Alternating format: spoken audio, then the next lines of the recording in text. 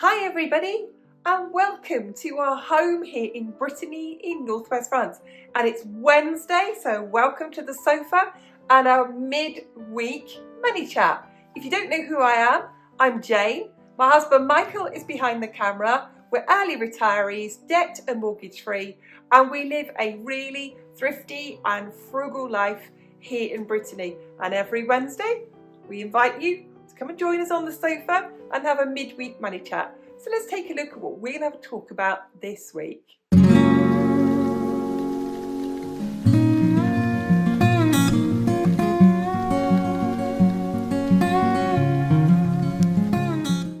So we know we are living through difficult times and a very, very difficult economy. Just about every price of everything has gone up. Taxes are going up. Rents are going up. Food prices are going up. Anything you buy is getting more and more expensive.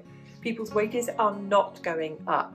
We feel it, we know it, we see it all around us, don't we? Not just ourselves, but with everybody that we know. People are having to make great big cutbacks to their life, mostly of the stuff they like to buy and the stuff they like to do.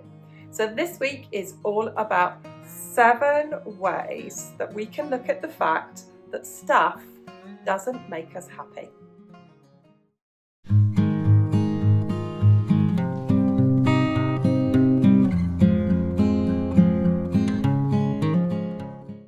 I'd like to start by being reflective, by thinking about our basic needs and if our basic needs are met. If our basic needs are met, it means we can pay the mortgage or we can pay the rent. We can pay the bills, or we can eat, we can use transport to get where we need to go, and we can dress ourselves. So our basic needs are met. And when I say being reflective, let's remember that for so many people that is not the case. We've had this chat before, haven't we? There's a huge population in the world who have no access to clean water or a toilet. There are people all over the world who have no access to a bed to sleep in. So we can reflect on that, can't we? So we can start this by going, do you know what? Actually, all my basic needs are met. That's the first point, isn't it? We can look at that and go, well, all of that is okay. So now let's take a look at those 7 reasons why stuff doesn't make us happy.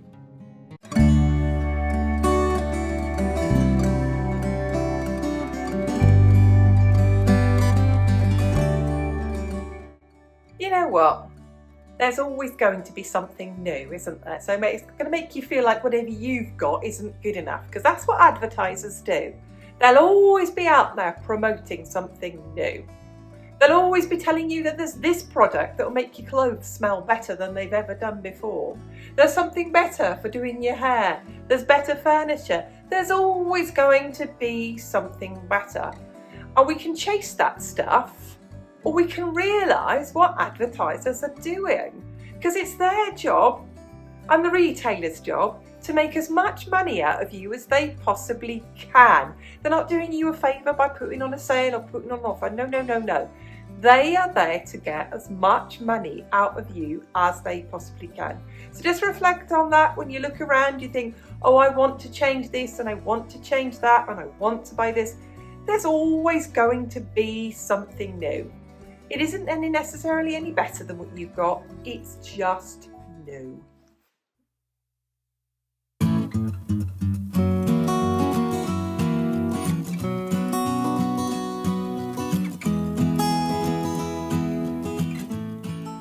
There's a thing about stuff, isn't there? It just adds worry to our lives. It needs looking after, it needs cleaning, it needs insuring.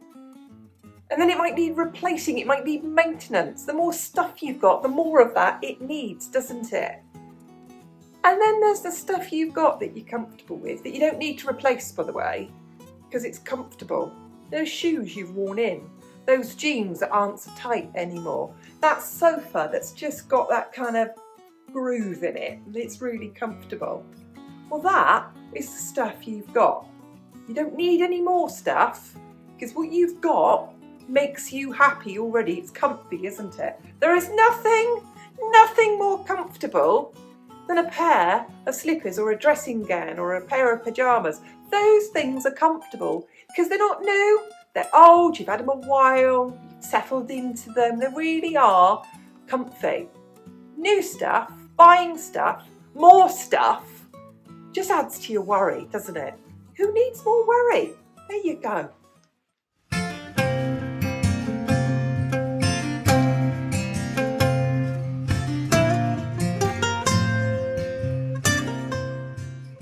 Now the next one has an obvious element to it, which is, of course, stuff costs money. And more stuff costs more money. But there's more to the costs than just the financial side of that. It costs time in your head. It costs time of all that thinking and worrying. It costs space in your house. How many of you have got spaces in your house which are just put there to store stuff in? Stuff in. So you're squished into a house, or you haven't got enough space because you've got too much stuff in it. So it's costing you comfort. And then it costs you your time. You've got to look after this stuff. You've got to clean this stuff. You've got, like I said before, you've got to insure this stuff. You've got to worry about this stuff. And you want more of it? Because that's going to cost you more of all of that. We don't need that, really. So it's not going to make you happy. More stuff, I promise you, is not going to make you happy.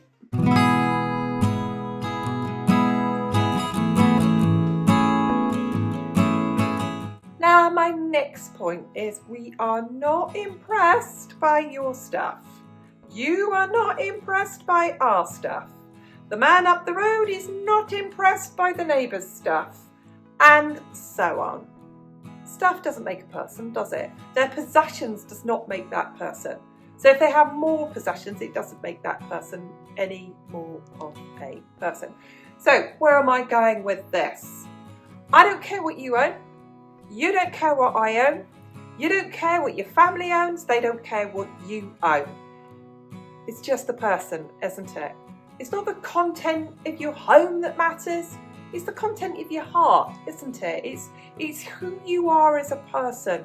Are you loving? Are you forgiving? Are you kind? Are you generous? Are you happy? Are you warm? All of those things matter. Those impress me about people. They really do. They draw me to people. Not what they own. So let's all remember that when we start to want more stuff. It's not impressing anybody, is it? It isn't impressing anybody at all.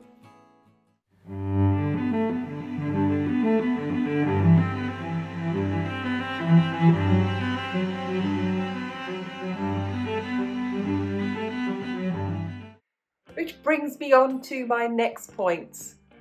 That someone will always have more than you. You could look at that, couldn't you, and see the Pinterest world and the Instagram world and the social media world. And if we compared ourselves with that, there's always someone who's got more than you, more than me, more than everybody else. And we could all start thinking we need more stuff, couldn't we? Well, let's have a think about that. Let's unpick that. There's always going to be somebody who's got more than us. Doesn't mean to say that they are happy. Otherwise, all of these people with all of this money and the best houses and the best of everything, they would be the happiest, wouldn't they? And on the flip side of that, all of those people who live very meagre, very humble lives, they would all be dreadfully, dreadfully unhappy. And we know that's not true. We know that more stuff and a bigger house and better possessions and all of those things doesn't equal happiness. And we know that a simple, humble life doesn't mean unhappiness. So whenever you think to yourself, oh, I need more of this, I need better of that, reflect on it. Just remember, there's always going to be somebody who's got loads more than you. There's always going to be somebody who has absolutely nothing. And those possessions, at one end of the scale or the other, has absolutely nothing to do with contentment or happiness.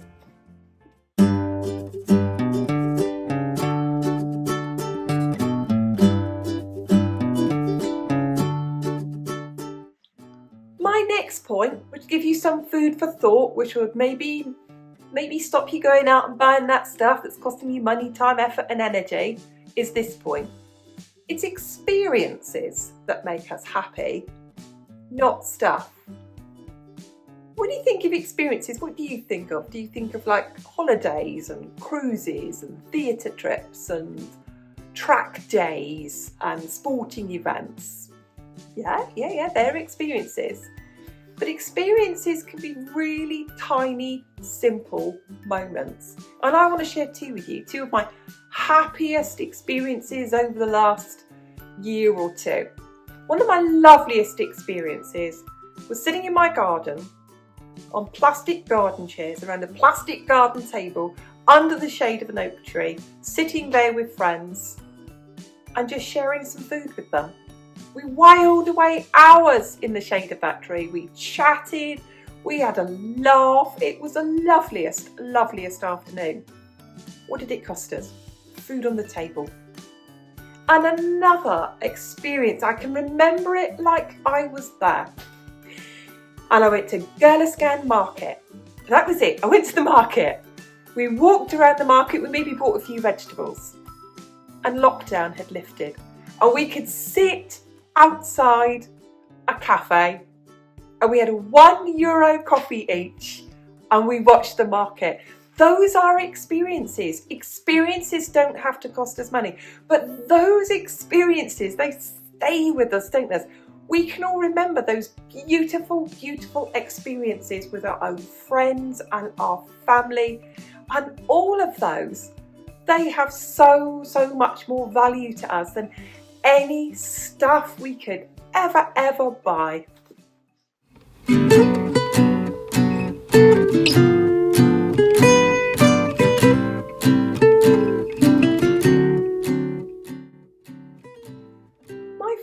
Point about how stuff and more stuff just isn't going to make us happy is that's not where happiness comes from. Happiness really is intrinsic, isn't it? It's not about having the best of everything. It's about making the best of what you've got. And that is no way about making do. It is literally about seeing the benefits of absolutely everything we've had. We go back to the very beginning. We've already reflected on the fact, haven't we, that actually our basic needs are met. If we're not homeless, we are eating, we're wearing clean clothes, all of our basic needs are met. So everything else is an extra. So if we think about that, it's not stuff that makes us happy. We find the happiness. We make the happiness. Those happy times come from, like I said, sharing a coffee, sitting with our friends, playing board games with our children and our families, sitting back in our garden and listening to the birds. None of that is about stuff. All of that is intrinsic, isn't it? And it's not extrinsic. It's not from something that's given to us or we buy or anything we get. So I think that's my closing moments there, that really stuff and more stuff, it doesn't make us happy.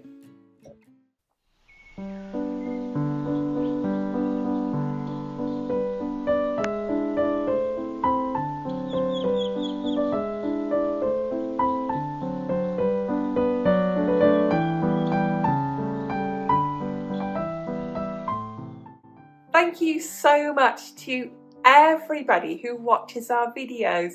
Thank you so much to everybody who gives it a like. That's really helping us get the channel out there.